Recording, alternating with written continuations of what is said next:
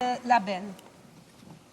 Merci, Madame la Présidente. Alors, permettez-moi d'entrée de jeu de souhaiter à tous mes collègues et à vous aussi, ainsi qu'au personnel de la Chambre, une très bonne rentrée parlementaire.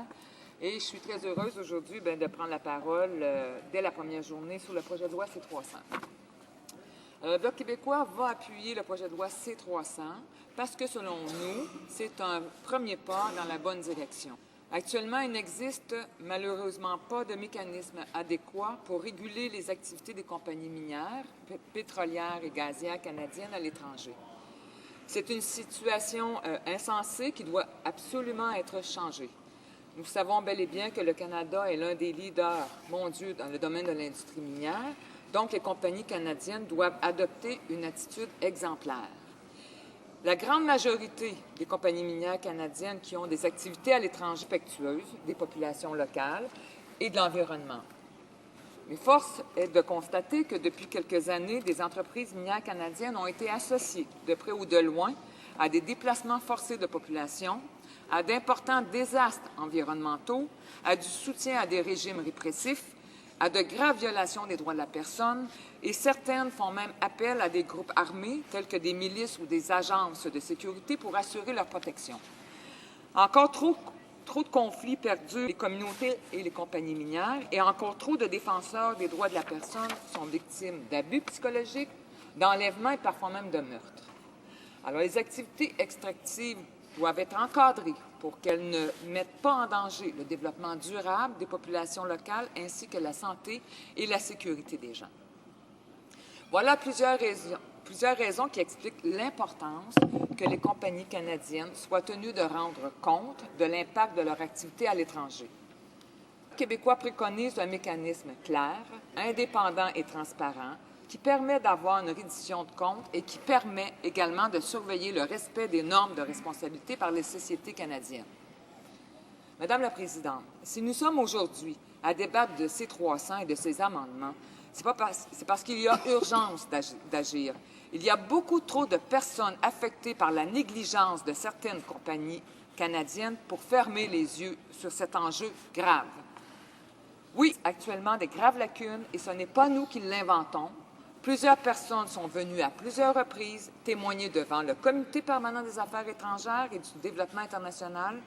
Comme plusieurs de mes collègues, j'ai rencontré moi-même à maintes reprises plusieurs personnes à titre individuel et des membres d'organisations de la société civile qui travaillent au Honduras, au Guatemala, au Mexique, en Colombie et en Afrique, où la population fut affectée par les comportements douteux de certaines compagnies canadiennes. Leurs témoignages furent tous empreints d'une grande détresse, d'une grande souffrance et d'injustice. Le projet de loi C-300 est un premier outil de législation discutable, mais tout de même, il est plus que temps, Madame la Présidente, que les parlementaires canadiens adoptent une loi qui encadre les activités des compagnies minières, pétrolières et gazières canadiennes à l'étranger. Le gouvernement canadien se met la tête dans le sable.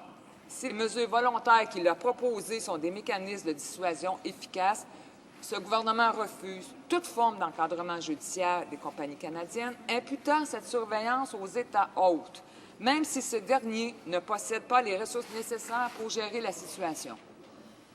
L'enjeu pour ces pays et l'industrie extractive est de veiller à ce que les ressources naturelles contribuent à réduire la pauvreté et à promouvoir le développement économique et social. Le gouvernement devrait encadrer les pratiques de ces entreprises et s'assurer que les investissements canadiens à l'étranger se dotent des moyens nécessaires afin que les activités de ces compagnies profitent réellement aux populations de ces pays. Le gouvernement doit reconnaître la gravité de la situation et ainsi s'engager à adopter des mesures pour obliger les compagnies minières à opérer de manière responsable. Le gouvernement semble même minimiser l'impact sur le plan social, environnemental et des droits humains des activités et les pratiques de ces compagnies. Ce débat persiste depuis trop longtemps. En 2005, le Comité permanent des affaires étrangères et du commerce international a publié le rapport « L'exploitation minière dans les pays en développement, la responsabilité sociale des entreprises ». 3 recommandations particulières du rapport du Comité permanent proposaient des objectifs concrets. relativement à la responsabilité du gouvernement canadien à l'égard d'un suivi et d'un contrôle plus efficace des opérations des entreprises canadiennes à l'étranger. 2 recommandations font notamment référence à la nécessité d'établir des normes juridiques claires de reddition de comptes et de développer des mécanismes fonctionnels visant la surveillance des activités des entreprises minières canadiennes dans les pays en développement. Excusez. Plusieurs ONG canadiennes avaient alors qualifié de véritables percées les recommandations du comité. Comme nous le savons tous, la réponse du gouvernement de cette époque fut très décevante, parce que celui-ci s'en tenait qu'à des mesures volontaires. Lors de sa réponse, le gouvernement s'est engagé à organiser une série de tables rondes pour étudier plus en profondeur les questions soulevées dans le rapport du Comité permanent des affaires étrangères. Il y a eu 4 tables rondes entre juin et novembre 2006. Elles se sont tenues dans 4 villes différentes, Vancouver, Toronto, Calgary et Montréal. Il y a une bonne participation à ces tables rondes. 104 mémoires ont été déposées, 56 présentations orales ont été faites, 57 spécialistes ont été invités en 101 heures d'audition du public et des spécialistes ont eu lieu. Suite à cette vaste consultation, des membres du groupe consultatif, les ONG canadiennes et québécoises et les experts ont réussi à s'entendre avec un large pan de l'industrie minière canadienne. Ils ont publié un rapport le 29 mars 2007 où ils demandaient au gouvernement canadien d'adopter immédiatement une série de mesures en vue de l'élaboration d'un cadre de bonne conduite pour les sociétés minières, pétrolières et gazières du Canada qui mènent des activités à l'étranger. Ces recommandations sont nées d'un consensus entre la société civile et l'industrie extractive.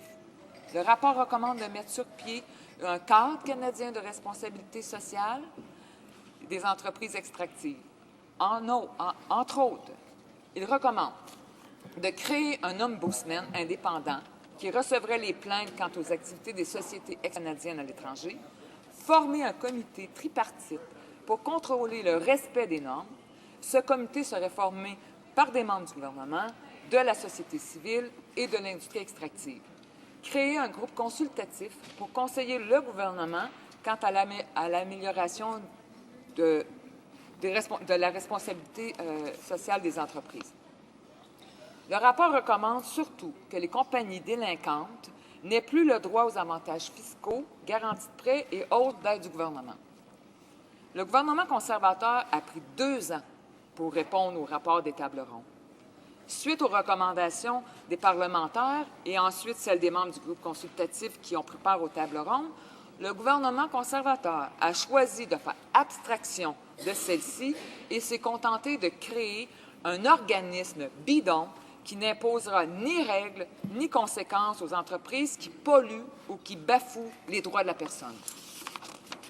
Le choix du gouvernement de s'en remettre à des mesures volontaires et son refus d'adopter des sanctions efficaces rendent les communautés affectées par des projets miniers encore plus vulnérables. Le Bloc québécois a toujours défendu la nécessité d'imposer les normes de responsabilité sociale aux entreprises qu'elles mènent, à l'étranger. Et c'est pour cette raison que nous sommes en faveur du principe du projet de loi C-300. Nous avons dénoncé à plusieurs reprises les activités de compagnies extractives canadiennes à l'étranger et celles-ci violent les droits de la personne et mettent en danger le développement durable des populations locales.